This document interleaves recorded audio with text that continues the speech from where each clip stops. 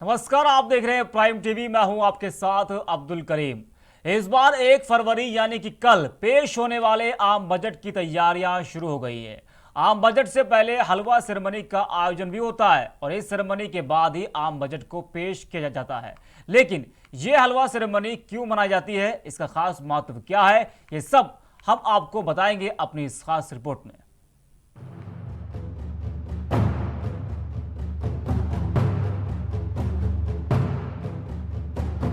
वित्त मंत्री की ओर से पेश की जाने वाली वार्षिक वित्त रिपोर्ट को ही आम बजट कहते हैं। इसमें आगामी वित्त वर्ष के लिए अनुमानित खर्च का विस्तृत ब्यौरा होता है। इसमें शामिल सरकारी योजनाओं पर खर्च की स्वीकृति संसद पर निर्भर करती है।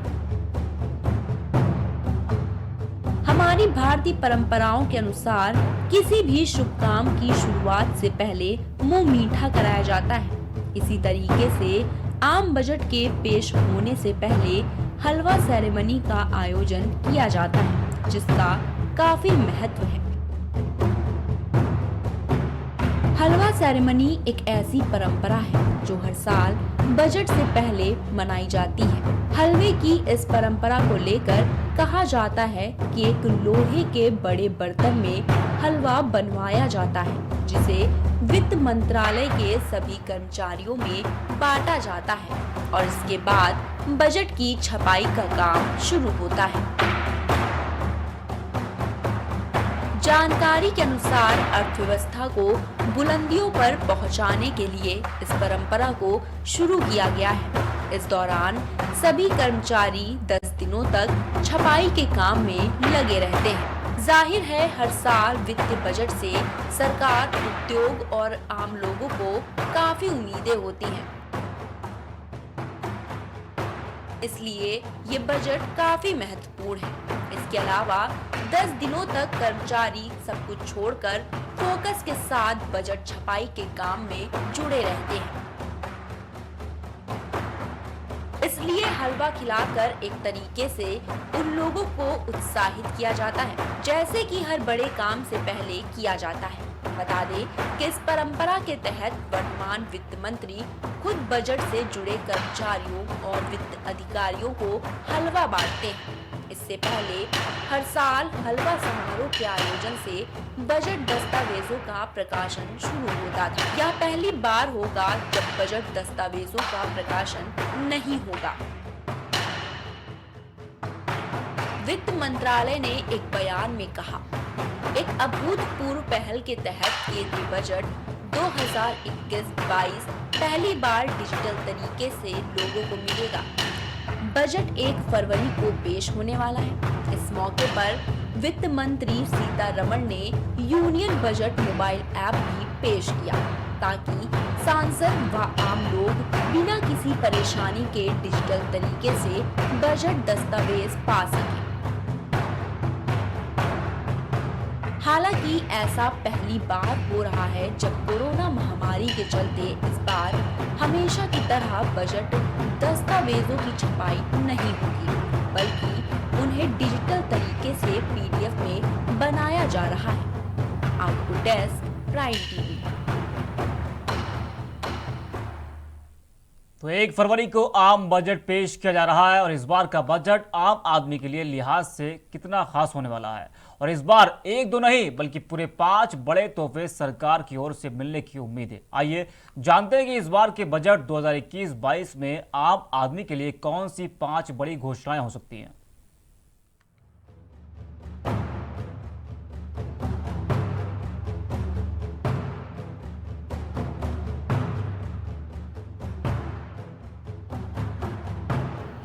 पेश होने वाले बजट से सबसे अधिक उम्मीदें मिडिल क्लास और खासकर नौकरी पेशा लोगों को है।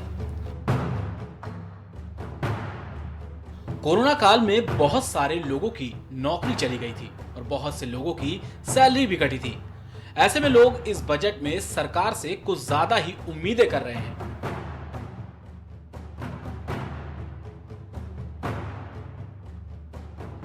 बजट 2021-22 में सबसे बड़ी उम्मीद तो यही है कि इस बार सरकार टैक्स छूट की सीमा को बढ़ा सकती है। अभी टैक्स छूट की सीमा 2.5 लाख रुपए है। इसे बढ़ाकर 3 लाख रुपए किया जा सकता है। ऐसी उम्मीद इसलिए भी की जा रही है क्योंकि पिछले करीब 7 सालों से इसमें कोई बदलाव नहीं हुआ है। जुलाई 2014 में आए बजट में तत्कालीन वित्त मंत्री अरुण जेटली ने यह सीमा 2 लाख रुपए से बढ़ाकर 2.5 लाख रुपए की थी।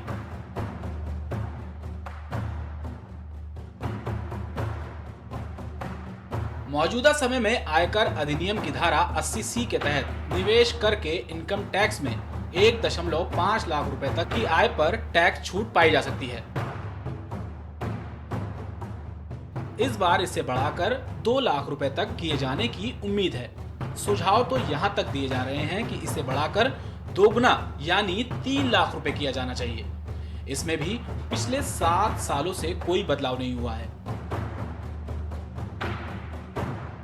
जुलाई 2014 में ही तत्कालीन वित्त मंत्री अरुण जेटली ने इसे 1 लाख रुपए से बढ़ाकर 1.5 लाख रुपए किया था।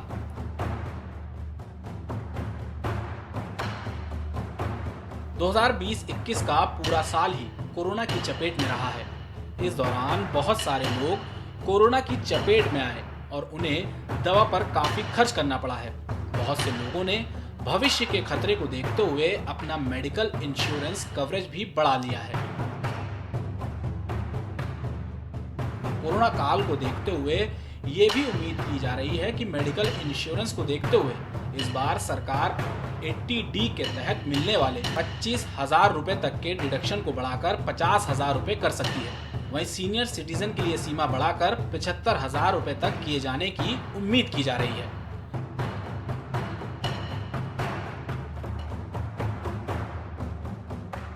इस बजट में NPS यानी नेशनल पेंशन स्कीम में निवेश कर 80 CCD के तहत मिलने वाली टैक्स छूट की सीमा को 50,000 रुपए से बढ़ाकर 1 लाख रुपए किए जाने की उम्मीद की जा रही है। बता दें कि अगर मौजूदा स्थिति में आप NPS में 2 लाख रुपए तक भी निवेश कर देते हैं तो 80 CCD 1B की 50,000 और 80 CCD 1 की 1.5 लाख की छूट को मिलाकर पूरे 2 लाख रुपए तक छूट पा सकते हैं। हालांकि इस स्थिति में आप 80 CCD 1 के तहत बाकी किसी निवेश PPF, tax saver FD, ELSS पर टैक्स छूट नहीं पा सकते।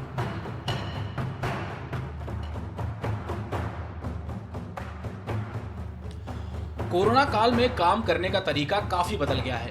बहुत सारे लोग वर्क फ्रॉम होम कर रहे हैं। ऐसे में बजट 2021 में आम आदमी को उम्मीद है कि घर पे काम करने के लिए भी सरकार टैक्स में छूट दे सकती है, क्योंकि घर से काम करने में कर्मचारी को इंटरनेट, कुर्सी, मेज और कई बार तो छोटा ऑफिस तक सेटअप करना पड़ा है। उम्मीद की जा रही है कि इसके लिए सरकार कोई स्टैंडर्ड डिडक्शन की घोषणा कर दे। यह भी उम्मीद की जा रही है कि मोदी सरकार इस बार के बजट में टर्म इंश्योरेंस को बढ़ावा देने के लिए कदम उठा सकती है। दरअसल कोरोना काल में बहुत सारे लोगों को टर्म इंश्योरेंस की महत्ता समझ आ गई है, लेकिन अभी भी बहुत सारे लोग इसमें पैसे खर्च करने से कतराते हैं। टर्म इंश्योरेंस किसी भी व्यक्ति की मौत के बाद उसके परिवार के देखभाल के लिए बहुत जरूरी है। कोरोना संक्रमण से बचने के लिए 130 करोड़ लोगों पर वैक्सीन लगाने का खर्च 50,000 से 60,000 करोड़ रुपए तक का आ सकता है। वित्त मंत्री को अतिरिक्त संसाधनों से यह राशि जुटाने के लिए उपाय करने होंगे। इस वित्त वर्ष के दौरान देश का राजकोषीय घाटा GDP के 7% से अधिक रहने का अनुमान है। पिछले साल के बजट में इसके 3.5% रहने का अनुमान जताया गया था। इसलिए संभव है कि सेस के रूप में टैक्स पेयर्स को ही इसका खर्चा उठाना पड़ सकता है। Output desk, prime TV. और 2021 के बजट को लेकर सभी का इंतजार खत्म हो रहा है और सभी इस बात पर विचार कर रहे हैं कि बजट किसके लिए कितना खास होने वाला है। जिस तरह से बीते दिनों लोगों ने आर्थिक संकट का सामना किया है, उसके बाद तो लोगों की उम्मीदें बजट से और ज़्यादा बढ़ गई है। और हम आपको बता दें कि इस बार का बजट किसानों के लिए भी बेहद खास हो सकता है। तो किसानों के लिए बजट क्यों और कितना खास होने वाला, आइए जानते हैं अपनी इस रिपोर्ट में।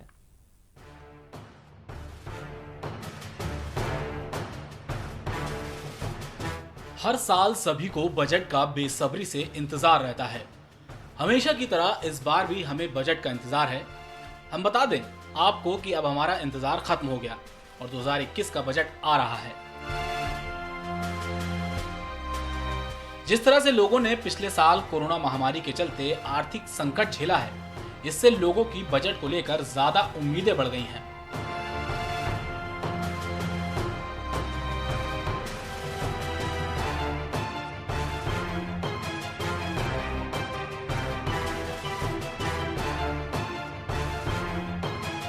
हम आपको बता दें कि इस बार के बजट में एक और मुद्दा जमकर उठने वाला है और वो है किसान का। जी हाँ, जिस तरह से अभी कुछ दिनों से किसान लगातार कृषि बिल को लेकर आंदोलन कर रहे हैं,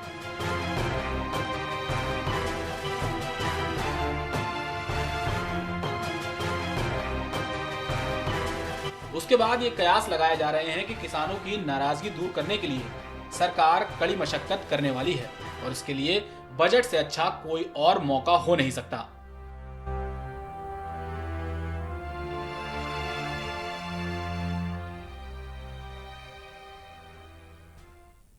तो 2021 का बजट कल आ रहा है और सभी इसे लेकर काफी उत्सुक है।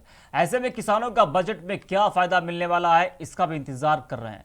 तो किसानों को बजट में क्या क्या लाभ हो सकता है, आइए जानते हैं अपनी इस रिपोर्ट में। आइए हम जानते हैं कि किसानों के लिए बजट में क्या कुछ हो सकता है खास। तो हम आपको बता दें कि 3 नए कृषि कानूनों के विरोध को लेकर चल रहे किसान आंदोलन के बीच केंद्र सरकार किसानों के लिए एक नए तोहफे का ऐलान बजट में कर सकती है। किसानों को साहूकारों और सूदखोरों के चुंगल में फंसने से बचाने के लिए खेती के कार्य के लिए सस्ती दर ऋण उपलब्ध कराने के लिए किसान क्रेडिट कार्ड देती है। किसान क्रेडिट कार्ड के जरिए किसान को 3 लाख रुपए तक का ऋण दिया जाता है। तो अब उम्मीद जताई जा रही है कि केंद्र सरकार किसान क्रेडिट कार्ड की निर्धारित लोन की लिमिट को बढ़ा सकती है। किसान के लिए क्यों खास है किसान क्रेडिट कार्ड? अब आप सोच रहे होंगे कि आखिर किसानों के लिए क्रेडिट कार्ड इतना खास क्यों है और बजट में इसे इतनी महत्ता क्यों दी जा रही है। तो हम आपको बता दें कि किसानों के खेती से जुड़े कार्य के लिए नकदी राशि की जरूरत पड़ती है और नकदी की कमी होने पर वह सूदखोरों और साहूकारों के चक्कर लगाकर उनके चुंगल में फंस जाते हैं। ऐसे में केंद्र सरकार ने किसानों को साहूकारों से बचाने के लिए किसान क्रेडिट कार्ड योजना शुरू की थी। इस योजना के तहत फिलहाल किसान को बाजार से कम रेट पर ऋण उपलब्ध कराया जाता है। किसानों को मात्र 7% की दर से ऋण पर ब्याज लगता है और किसानों को इससे काफी फायदा होता है। इसमें किसान क्रेडिट कार्ड में एक फायदा ये भी है कि यदि किसान अपने द्वारा लिए गए लोन को 1 साल के भीतर जमा कर देता है तो फिर सिर्फ 4% ही ब्याज देना पड़ता है। फिलहाल किसान क्रेडिट कार्ड पर 3 लाख रुपए तक का ही लोन ले सकते हैं, लेकिन अब संभावना है कि केंद्रीय वित्त मंत्री पेश होने वाले बजट में किसानों के लिए इसकी सीमा बढ़ा सकती हैं। ये तो थी क्रेडिट कार्ड की बात। आगे हम आपको बता दें, कयास ये भी लगाए जा रहे हैं कि नए कृषि कानूनों को लेकर हो रहे विरोध को देखते हुए सरकार किसानों के हितों को ध्यान में रखते हुए कुछ उपायों की घोषणा कर सकती है। बता दें कि सरकार ने 2022 तक किसानों की आय को दोगुना करने का लक्ष्य रखा है। कृषि विशेषज्ञों का भी मानना है कि सरकार का कृषि और इससे जुड़े सेक्टर पर फोकस बने रहने की उम्मीद है। इसके अलावा ग्रामीण क्षेत्र की बुनियादी ढांचों से जुड़ी तमाम योजनाओं के लिए अतिरिक्त फंड के आवंटन से भी कृषि क्षेत्र की तस्वीर में बदलाव देखने को मिल सकता है। इसके साथ हम आपको बता दें कि कृषि विशेषज्ञों का कहना है कि अब तक सरकार का ज्यादा फोकस फसलों पर रहा है, लेकिन सरकार को अपने इस फोकस में बदलाव करते हुए पशुपालन, डेयरी पर बजटीय प्रावधान को बढ़ाना चाहिए, क्योंकि कृषि जीडीपी में इनकी हिस्सेदारी बढ़ रही है और किसानों की आय के लिए ये क्षेत्र बड़े स्रोत के रूप में उभर रहे हैं। ऐसे में किसानों को भी उम्मीद है कि इन क्षेत्रों को भी बजटीय प्रावधानों में महत्व मिल सकता है। साथ ही साथ हम आपको बता दें कि केंद्र सरकार हर साल कृषि क्षेत्र के लिए कर्ज का लक्ष्य बढ़ाती रही है। ऐसे में इस बार भी 2021-22 के लिए इस लक्ष्य को बढ़ाकर 19 लाख करोड़ रुपए तक का किया जा सकता है। दरअसल सरकार ने बजट में कृषि कर्ज को लेकर अब तक जो भी लक्ष्य रखे हैं, कर्ज वितरण उनसे ज्यादा ही रहा है। वित्त वर्ष 2017-18 में किसानों को 11.68 लाख करोड़ रुपए का कर्ज दिया गया, जबकि बजट में 10 लाख रुपए का लक्ष्य ही रखा गया था। इसी तरह वित्त वर्ष 2016-17 में 10.66 लाख करोड़ रुपए क्रॉप लोन बांटा गया था। यह 9 लाख रुपए करोड़ के बजटीय लक्ष्य से कहीं ज्यादा था। दरअसल कृषि उत्पादन बढ़ाने के लिए कर्ज जरूरी है। संस्थागत स्रोतों से कर्ज आसानी से मिलने पर किसानों को महाजनों और सूदखोरों से कर्ज लेने की जरूरत नहीं पड़ती। इससे उन्हें ज्यादा ब्याज भी नहीं चुकाना पड़ता। ऐसे में किसानों को उम्मीद है कि सरकार कृषि कर्ज का लक्ष्य बढ़ा सकती है।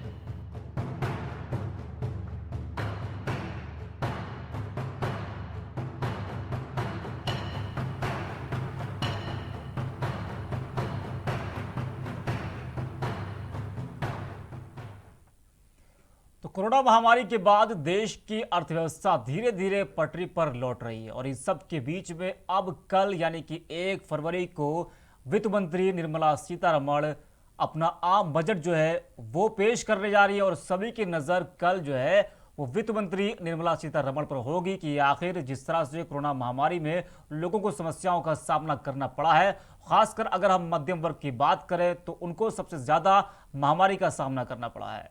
इस बीच कल बजट में आम जनता के लिए क्या कुछ खास होने वाला है, फिलहाल ये कल ही मालूम पड़ेगा। ये तो थी 2021 के बजट से जुड़ी कुछ बातें जो हमने आपको बताई, और ऐसे ही 2021 के बजट से जुड़ी और खास बातों को जानने के लिए देखते रहिए प्राइम टीवी।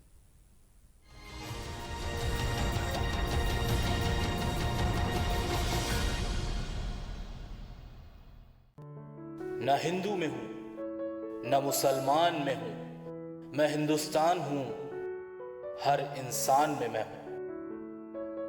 हिमालय पर्वत जैसा विशाल, गंगा सा अविरल मैं हूं। सुबह की प्रार्थना में हूं, शाम की आजान में हूं। रविशंकर की सितार की आवाज में हूं, बिस्मिल्लाह की शहनाई की गूंज में हूं। हमीद की दहाड़ में हूं, भगत के बलिदान में भी मैं हूं। नवरात्रों के व्रत में हूं, रोजे और रमजान में मैं हूं। हाँ, पूरे हिंदुस्तान में मैं हूं।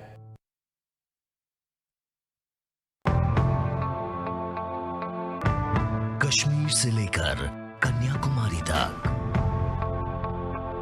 गुजरात से लेकर अरुणाचल